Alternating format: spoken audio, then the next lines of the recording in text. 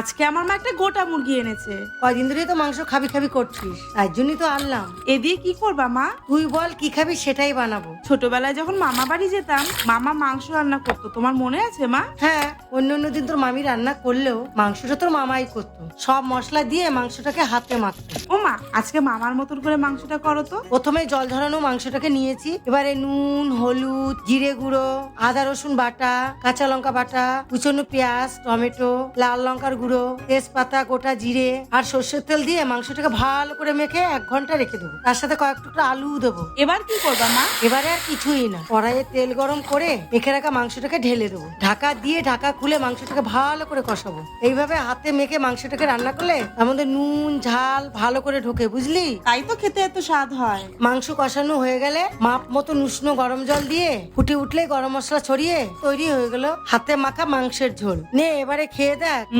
মা পুরো চুমু।